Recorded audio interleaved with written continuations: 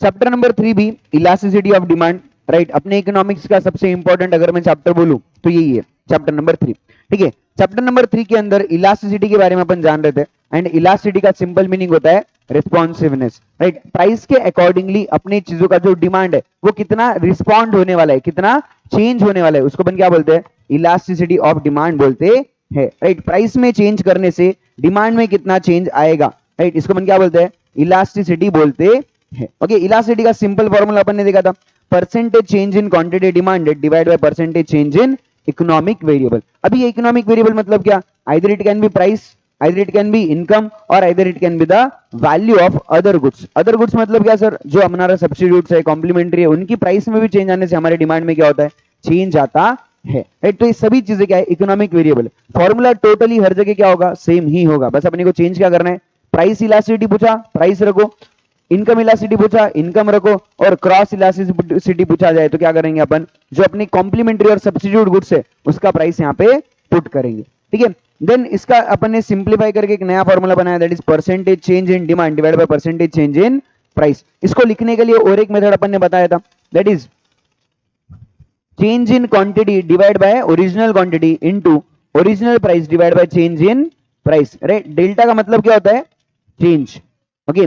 ये भी अपन इस जगह फॉर्मूले को यूज कर सकते हैं, ठीक है। चलो एक क्वेश्चन अपन ने इसके बारे में सॉल्व करके देखा था, okay. Next types of elasticity पे अपन शुरू करने वाले। सबसे पहला टाइप अपने को इलास्टिसिटी का जो बताया था वो क्या था, इनकम इलास्टिसिटी, राइट।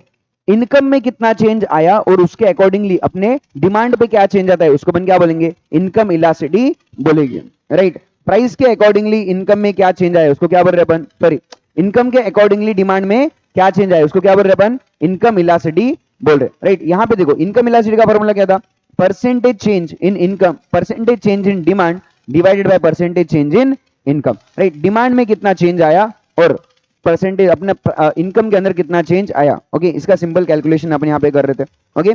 इसके अंदर इनकम को रिप्रेजेंट करने के लिए क्या यूज किया जाता है बोला था, y, और क्वांटिटी को रिप्रेजेंट करने के लिए q, ओके। तो एक नया फॉर्मूला जो अपना बना था वो क्या था, change in quantity divide by change in income into original income divide by original quantity. इस तरीके से भी अपन क्या कर सकते हैं, अपना इनकम इलास्टिसिटी क्या आता है वो काउंट कर सकते हैं, या फिर परसेंटेज मेथड का जो फॉर्मूला है उसका भी यूज अपन यहाँ पे कर सकते हैं, ठीक है। चलो अभी इनकम इलास्टिसिटी क्या होता है, अलग अलग गुड्स के केस में अलग अलग होता है। तुम्हारे बुक के अंदर सिर्फ एक ही दिया है अबाउट द नॉर्मल गुड्स के बारे में, ठीक है। अभी इनकम कभी भी अगर किसी भी चीज इंसान की इनकम बढ़ जाती है, इनकम बढ़ गया इसका मतलब क्या, उसकी कमाई बढ़ गई। जब लोगों की इनकम बढ़ जाती है तो उनकी डिमांड भी क्या हो जाती है, बढ़ जाती है। In case of normal goods लोगों की डिमांड क्या हो जाती है, बढ़ जाती है। लेकिन अगर समझो कोई भी नेसेसरी गुड्स है, नेसेसरी गुड्स के ऊपर इनकम की वजह से असर होता है क्या, नहीं। मेरी इनकम बढ़ गई बोल के मैंने नमक शक्कर अनाज जो है ज्यादा खाना चाहिए, ऐसा कुछ भी लॉजिक है क्या, नहीं है। या फिर मेरी इनकम कम हो गई इसके लिए मैंने खाना ही बंद कर देना चाहिए, ऐसा कोई भी लॉजिक है क्या, नहीं। तो नेसेसरी गुड्स जो भी होते हैं उसके केस में अपने इनकम से असर नहीं होता है, वो हमेशा क्या होगी, कांस्टेंट ही होगी, right. Quantity demanded will remains the constant. Let say मुझे जो है, लेट से अंबानी जी इतने अमीर इंसान है तो वो बहुत ज्यादा शक्कर या फिर बहुत ज्यादा नमक खाते क्या, नहीं। जितना खाने में लगता है उतना ही वो भी खाने वाले हैं जितना अपन खा रहे, ज्यादा या फिर कम होता है क्या, नहीं होता है, ठीक है। लेकिन अगर समझो कोई भी इंफीरियर गुड्स होता है, इंफीरियर गुड्स मतलब क्या है, लो क्वालिटी गुड्स, जिसकी क्वालिटी अच्छी है क्या, नहीं। कभी भी मेरी अगर इनकम बढ़ जाएगी तो मैं सस्ती चीजें खरीदूंगा क्या, नहीं। जिसकी क्वालिटी खराब है ऐसी चीजें मैं नहीं खरीदता। मैं कौन सी चीजें खरीदूंगा, जहां पे महंगी चीजें होगी, राइट, जो ब्रांडेड है महंगी चीजें मैं वो खरीदता हूँ, ठीक है। तो कभी भी इनकम बढ़ने से अपनी जो इंफीरियर गुड्स की डिमांड है वो क्या हो जाती है, कम हो जाती है, ठीक है। और अगर समझो मेरी इनकम कम हो गई, इनकम कम होने की वजह से मेरी जो नॉर्मल गुड्स की डिमांड होगी वो डिमांड क्या हो जाएगी, कम हो जाएगी। और नेसेसरी की डिमांड क्या है, कांस्टेंट है। एंड जो इंफीरियर गुड्स है, इंफीरियर गुड्स की डिमांड क्या हो जाती है, बढ़ जाती है, राइट। जब मैं कम पैसे कमा रहा हूं तो मुझे इंफीरियर गुड्स क्या करने पड़ेंगे, ज्यादा खरीदने पड़ेंगे। और जो नॉर्मल गुड्स है उनकी मेरी डिमांड क्या हो जाएगी, कम हो जाएगी। यहाँ पे अपने को इनकम और डिमांड इनके बीच में कौन सा रिलेशनशिप दिखाई दे रहा है, इनवर्स रिलेशनशिप अपने को दिखाई दे रहा है। किसके केस में, लो क्वालिटी गुड्स के केस में। और नॉर्मल गुड्स के केस में अपने क्या दिखाई देता है, डायरेक्ट रिलेशनशिप जो अपने को दिखाई देता है, राइट। डायरेक्ट नॉर्मल गुड्स के केस में इनकम इलास्टिसिटी क्या आएगा, हमेशा पॉजिटिव आएगा, ओके। नॉर्मल नेसेसरी गुड्स के केस में इनकम इलास्टिसिटी क्या आएगा, हमेशा जीरो आएगा। एंड इंफीरियर गुड्स के केस में हमारा जो आएगा वो क्या आएगा, नेगेटिव इनकम इलास्टिसिटी अपने को दिखाई देगा, ठीक है। नेक्स्ट इसके बाद में अपन ने समझा था क्रॉस इलास्टिसिटी। क्रॉस इलास्टिसिटी का सिंपल मतलब क्या है, भाई अगर जो भी अपने अदर गुड्स है यानी कि अपने जो रिलेटेड गुड्स है कॉम्प्लीमेंट्री और सब्स्टिट्यूट्स, कॉम्प्लीमेंट्री या फिर सब्स्टिट्यूट गुड्स के प्राइस में चेंज होने की वजह से अपने डिमांड पे क्या असर हो रहा है उसको अपन क्या बोलते हैं, क्रॉस इलास्टिसिटी बोलते हैं, राइट। जैसा कि अपन ने बोला था tea and coffee are the substitute, Pepsi Coca Cola are the substitutes, right. Complementary goods के अंदर टी एंड शुगर हो गया, टी पाउडर हो गया, इंजेक्शन एंड सिरिंज हो गया, राइट। ओके, तो ये सारी चीजें क्या है, कॉम्प्लीमेंट्री। तो कॉम्प्लीमेंट्री के केस में अलग अपने को दिखाई देता है, सब्स्टिट्यूट के केस में अपने को अलग रिएक्शन दिखाई देता है, ठीक है। इसका फॉर्मूला क्या है सिंपली फाइंड आउट करने का, percentage change in quantity demanded of A divided by percentage change in price of B. A क्या है, ए वो अपना गुड्स है जिसके प्राइस में चेंज आया है, और बी अपना क्या है, ऐसा गुड्स है जिसके ए जो ऐसा चीज है जिसके डिमांड में चेंज आया है, एंड बी अपना क्या है जिसके प्राइस में चेंज आया है, ठीक है। सिंपल फॉर्मूला वही अपना कॉपी पेस्ट ऊपर वाला। ओके, इसके केस में अपने को कंक्लूजन क्या दिखाई देने वाला है, सब्स्टिट्यूट्स के केस में क्या होता है, जब कभी भी चीजों की प्राइसेस बढ़ जाती है ना, उनका जो चीजों की प्राइसेस बढ़ जाती है सब्स्टिट्यूट्स में, उनकी डिमांड बढ़ जाती है, और जब कभी भी सब्स्टिट्यूट्स में चीजों की प्राइसेस कम हो जाती है, उनकी डिमांड भी क्या हो जाती है, कम हो जाती है। तो सब्स्टिट्यूट गुड्स के केस में अपने को क्या दिखाई दे रहा है, डायरेक्ट रिलेशनशिप दिखाई दे रहा है, जिसकी वजह से क्या आएगा, पॉजिटिव क्रॉस इलास्टिसिटी आएगा, ठीक है।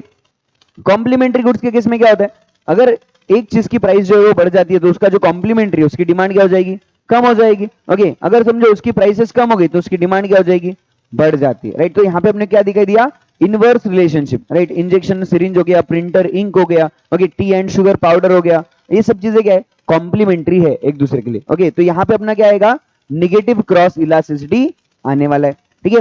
देन इसके बाद में अपन ने द मोस्ट इंपॉर्टेंट टॉपिक जो इस चैप्टर का है वो समझा था, that is the price elasticity. Price elasticity का मतलब क्या होता है, कभी भी किसी भी चीज की प्राइस में चेंज आने से उसके डिमांड पे क्या असर होता है उसको मैं क्या बोलूंगा, प्राइस इलास्टिसिटी बोलूंगा, राइट। वो चीज का जो डिमांड है वो प्राइस के अकॉर्डिंगली कितना चेंज होता है। ओके, इस चीज का सिंपल यहाँ पे अपने को दो चीजों के बारे में बात करना था, एक क्वांटिटी डिमांडेड, दूसरा प्राइस। इसका सिंपल फॉर्मूला क्या है, percentage change in quantity demanded divide by percentage change in price. Elasticity of price का फॉर्मूला क्या है, percentage change in quantity demanded divide by percentage change in price. Okay, इसका simple formula और एक जो हमने ऑलरेडी देखा है, change in quantity divide by change in price into original price divide by original quantity, right. इस method से भी अपन क्या कर सकते हैं, प्राइस इलास्टिसिटी कैलकुलेट कर सकते हैं। ओके, इसके बाद अपन ने समझा था types of price elasticity. Okay, ये क्वेश्चन जो तुमको 8 मार्क के लिए पूछा जाता है, ठीक है।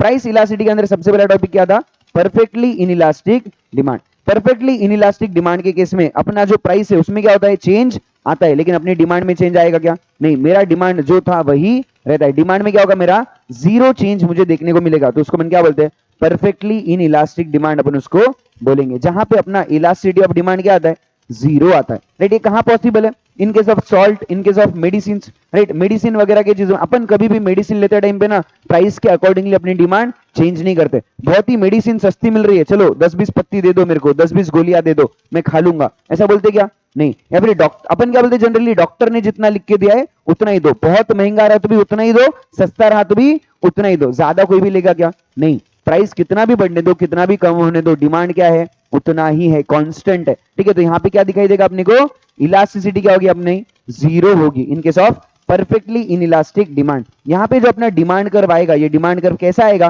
पैरेलल टू वाई एक्सिस आने वाला है, ठीक है। चलो next is perfectly elastic demand. Perfectly elastic demand के केस में क्या होता है, प्राइस बिल्कुल भी कांस्टेंट है या फिर प्राइस में बहुत ही स्लाइट चेंज आए, लेकिन अपनी जो डिमांड है उसके अंदर क्या चेंज अपने को, ड्रास्टिकल चेंज दिखाई दे रहा है, आइदर इट विल इंक्रीज और आइदर इट विल डिक्रीज, किसी भी साइड में चेंज हो सकता है, लेकिन जितना भी चेंज अपने प्राइस में आया ना उससे इन्फिनिटी बहुत ज्यादा चेंज अपने को कहां दिखाई दे रहा है, अपनी क्वांटिटी के अंदर दिखाई देता है, राइट। यहाँ पे अपना जो इलास्टिसिटी आएगा वो क्या आएगा, इन्फिनिटी आएगा, राइट। इन्फिनिटी अपना यहाँ पे इलास्टिसिटी दिखाई देता है। यहाँ पे अपना जो डिमांड कर्व आएगा, ये डिमांड कर्व आएगा, तो डिमांड कर्व क्या होगा, पैरेलल टू एक्स एक्सिस होने वाला है, ठीक है क्या।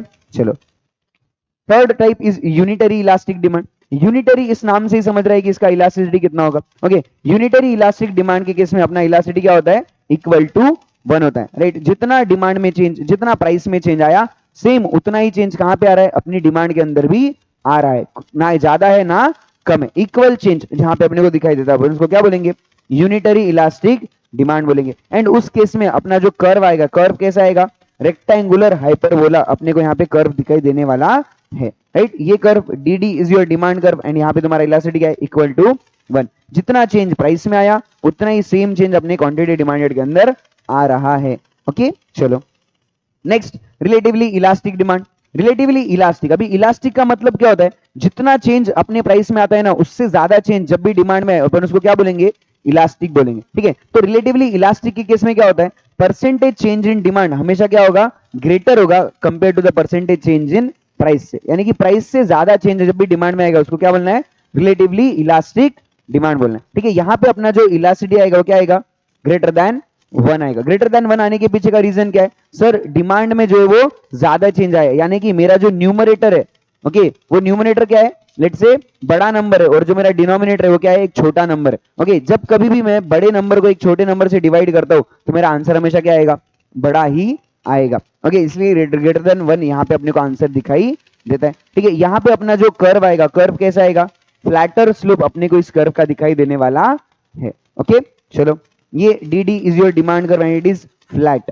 Okay next, relatively inelastic demand. Relatively inelastic demand, inelastic का मतलब क्या है भाई, डिमांड का जो चेंज है वो प्राइस के चेंज से क्या है, कम है, तो अपन उसको क्या बोलते हैं, इन इलास्टिक बोलते हैं। तो यहाँ पे अपना जो परसेंटेज चेंज इन डिमांड है वो डिमांड क्या है, कम है to the percentage change in price. Price के चेंज से जब डिमांड का चेंज कम होगा उसको क्या बोलेंगे, रिलेटिवली इन इलास्टिक डिमांड बोलेंगे। ठीक है, यहाँ पे अपना जो इलास्टिसिटी आएगा वो क्या आएगा, लेस देन 1 आएगा। एंड अपना जो कर्व आएगा, कर्व कैसा आएगा, स्टीपर स्लोप उसका होगा, यानी ये जो अपना डिमांड कर क्या है, स्टीपर है, डायरेक्टली डाउनफॉल अपने को इस केस में दिखाई देता है। ठीक है, तो ये 5 टाइप्स अपने सबसे इंपॉर्टेंट है जो तुमको 8 मार्क के लिए क्वेश्चन पूछा जाता है। ठीक है, next is methods of calculating price elasticity of demand. 3 methods इसके केस में अपन ने बात किए थे, एक था प्राइस और परसेंटेज मेथड, दूसरा था टोटल एक्सपेंडिचर और टोटल आउटले मेथड, एंड तीसरा था पॉइंट और ज्योमेट्रिक मेथड।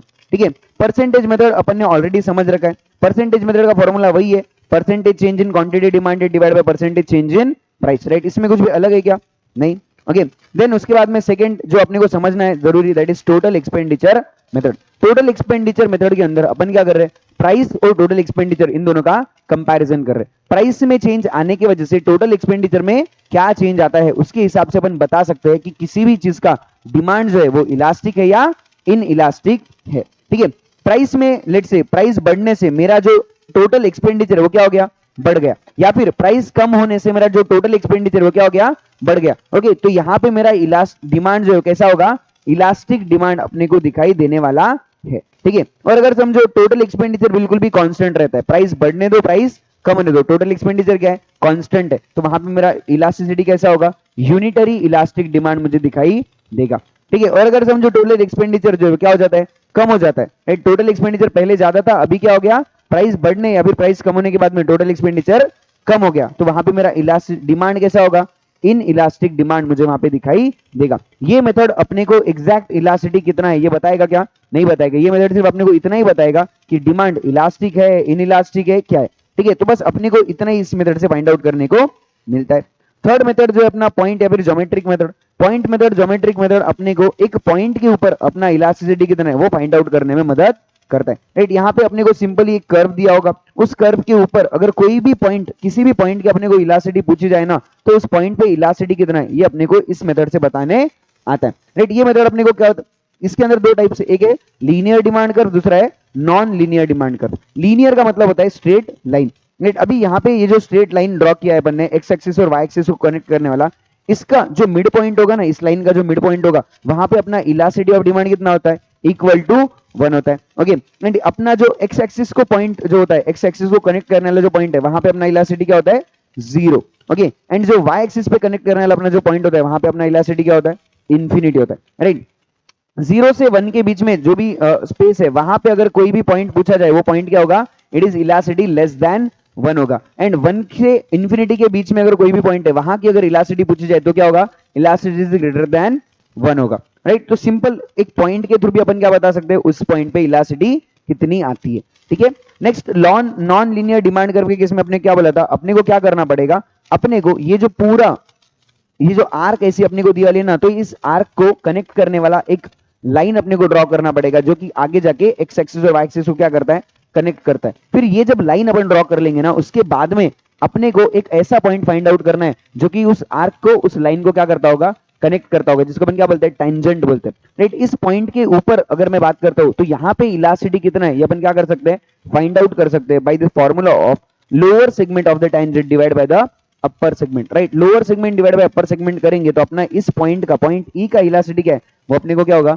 पता चल जाएगा, राइट। ये डायग्राम देखिए अपने क्या लग रहा है, यहाँ पे इलास्टिसिटी क्या होगा, ग्रेटर देन 1 होगा, क्योंकि ये जो पॉइंट है ये मिड पॉइंट के क्या है, ऊपर है। मिड पॉइंट के ऊपर और वाई एक्सिस के बीच में अगर पॉइंट रहता है तो क्या होता है, वहां पे इलास्टिसिटी ग्रेटर देन 1 होता है। अगर ग्रेटर देन 1 इलास्टिसिटी है तो डिमांड कैसी होगी, इलास्टिक डिमांड होगी, that is relatively elastic demand अपने को यहाँ पे देखने को मिलने वाला है, ठीक है। सेम अपना पॉइंट इलास्टिसिटी का फॉर्मूला यही है, lower segment divide by the upper segment, ठीक है। सिंपल फॉर्मूला एंड तुम्हारा आंसर निकल जाएगा, ठीक है। नेक्स्ट आखिरी दो topic, that is factors influencing elasticity of demand. Factors कौन से हैं जो हमने इलास्टिसिटी पे क्या करते हैं, अफेक्ट करते हैं। सबसे पहला फैक्टर क्या बोला, नेचर ऑफ कमोडिटी। अगर कोई भी चीज अपनी नेसेसिटी से बिलोंग करती है तो उसकी डिमांड कैसी होगी, इन इलास्टिक होगी। अगर कोई भी चीज मेरे कंफर्ट या फिर मेरी लग्जरी से बिलोंग करती है तो उसकी डिमांड कैसी होगी, इलास्टिक होगी, ठीक है।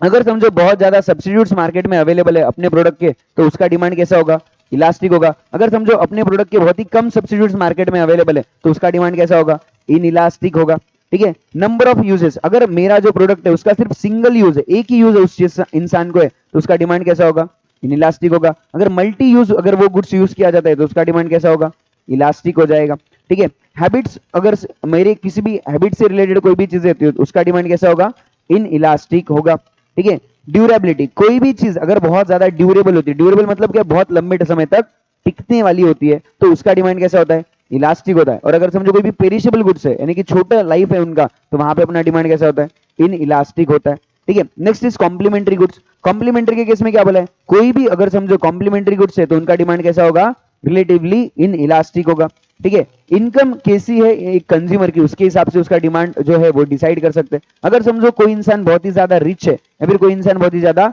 गरीब है तो उसका डिमांड कैसा होगा, इन इलास्टिक होगा। अगर समझो कोई मिडिल क्लास वाला इंसान है तो उसका डिमांड कैसा होगा, इलास्टिक होगा, ठीक है। Next is urgency.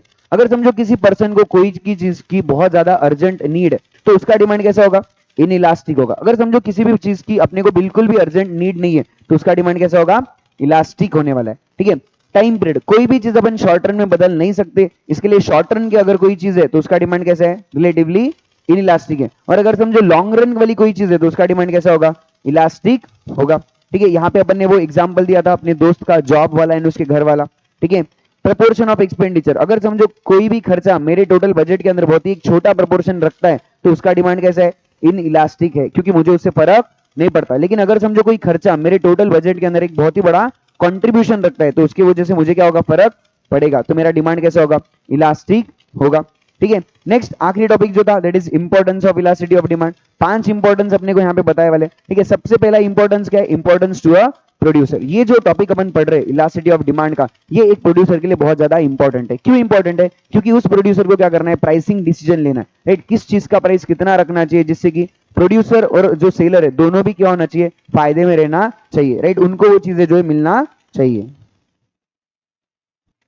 अगर समझो किसी भी प्रोड्यूसर को पता है कि मैं जो गुड्स मार्केट में बेच रहा हूं ना उसकी डिमांड कैसी है, इलास्टिक है, लोग मेरे प्राइस के अकॉर्डिंगली अपनी डिमांड को क्या कर देते हैं, चेंज कर देते हैं, तो वो बंदा बहुत ज्यादा प्राइस चेंज करने की सोचेगा क्या, नहीं सोचेगा। लेकिन अगर समझो उसको पता है कि मेरे जो गुड्स है ना उसकी डिमांड कैसी है, इन इलास्टिक है, लोग मेरे गुड्स खरीदते ही खरीदते हैं, कितना भी प्राइस चेंज हो जाए, तो फिर ये बंदा क्या कर सकता है, अपनी प्राइसेस को ड्रास्टिकली अपने हिसाब से चेंज कर सकता है, राइट। ये हाई या फिर प्रीमियम प्राइस अपने से चार्ज कर सकता है। लेकिन जिसको पता है इलास्टिक डिमांड है वो क्या करेगा, लो या फिर मार्केट प्राइस से अपने से चार्ज करेगा, ज्यादा चार्ज करने वाला है क्या, नहीं। और अगर समझो कोई पर्सन मोनोपोलिस्ट है, राइट, एक अकेला सेलर है पूरे मार्केट के अंदर, तो क्या करेगा, प्राइस डिस्क्रिमिनेशन अपने साथ में वो बंदा करने वाला है, ठीक है। Next is importance to government, right. ये जो टॉपिक है इलास्टिसिटी वाला, गवर्नमेंट के लिए क्या है, बहुत ज्यादा इंपॉर्टेंट है। गवर्नमेंट इसके हिसाब से अपना जो टैक्सेशन का जो काम करना है वो डिसाइड करती है, सब्सिडीज का जो काम करना है उसको ये सारी चीजें डिसाइड करने में क्या होता है, मदद होता है, राइट। ये लोग क्या करेंगे, जो चीज की डिमांड जो है वो इन इलास्टिक है उसका टैक्स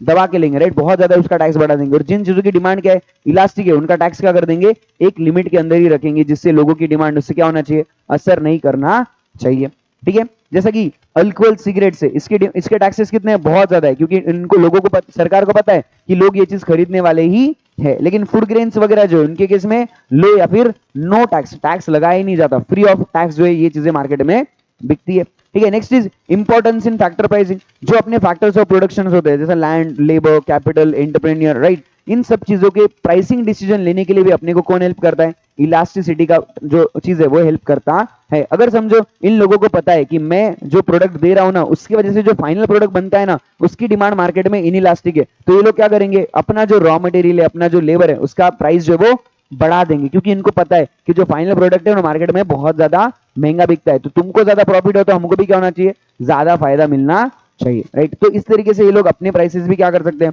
डिफरेंशिएट कर सकते हैं। Next is importance in foreign trade. Foreign trade के अंदर क्या बोला है? अगर समझो फॉरेन से जो अपन इंपोर्ट एक्सपोर्ट कर रहे हैं उन लोगों को पता है कि भाई इंडिया के अंदर इस चीज का जो डिमांड है कैसा है? इन इलास्टिक है, लोग इस चीज को बदल सक रहे क्या? नहीं, तो ये लोग क्या करेंगे? अपने से बहुत ज्यादा महंगा प्राइस चार्ज करेंगे। लेकिन अगर उनको ये पता चल जाए कि भाई अपने जो प्रोडक्ट है उसकी डिमांड कैसी है मार्केट में, इंडियन मार्केट में इलास्टिक है, तो ये लोग प्राइस चेंज करने के पहले 10 बार सोचेंगे, राइट। जैसे ओपेक, राइट, जहां से अपन पेट्रोल का इंपोर्ट करते हैं, तो इनको मालूम है इंडिया के पास दूसरा कोई ऑप्शन नहीं क्या पेट्रोल डीजल के लिए? नहीं है, तो फिर ये लोग क्या कर रहे हैं? धड़ाधड़ अपनी प्राइसेस को बढ़ाए जा रहे हैं। Okay, this is the case. Last is your public utilities. Public utilities के केस में गवर्नमेंट बहुत ही सोच समझ के डिसीजन लेती है। रेलवे जिसका सप्लाई कैसा है, जिसका डिमांड कैसा है, इन इलास्टिक डिमांड है, इसकी प्राइसेस सरकार बहुत ज्यादा बढ़ाती है क्या? नहीं, सरकार उल्टा इसके अंदर क्या देगी? सब्सिडी देगी, जिससे लोग इसका क्या करना चाहिए? कंजम्पशन करना चाहिए। ओके, एंड उस वहीं पे अल्कोहल है। अभी अल्कोहल को सरकार क्या करना चाहती है? इनको बिल्कुल भी अप्रिशिएट करना है क्या? नहीं, ये चाहती है कि लोग अल्कोहल पीना बंद कर दे। इसके लिए ये सरकार क्या करती है? यहाँ पे अपने को टैक्सेस जो है बहुत ज्यादा रेट से लगाती है, और इनको पता है कि इसका डिमांड कैसा है? इन इलास्टिक है, लोग कितना भी टैक्स बढ़ने दो, पीने वाले छोड़ने क्या? नहीं। सिगरेट छोड़ने वाले क्या? नहीं। दारू छोड़ने वाले क्या? नहीं। तो ये भरमसाट यहाँ पे टैक्स लगा के क्या करेगी सरकार? अपनी कमाई कर लेगी, right. This is the whole chapter of your elasticity of demand. Okay, चलो बाय। तुमको नहीं बोला बाय।